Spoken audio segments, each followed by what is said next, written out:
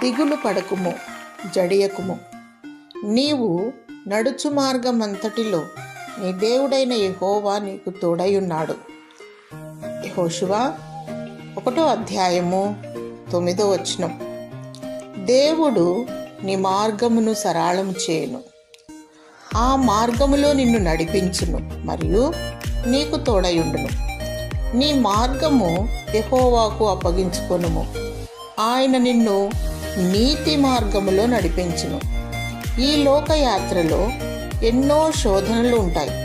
అవి మన గమ్యాన్ని చేరకుండా ఆటంకపడుతూ ఉంటాయి. భయపడక దేవుని యందు భయభక్తి కలిగియుండి విశ్వాసము కలిగియుండుము.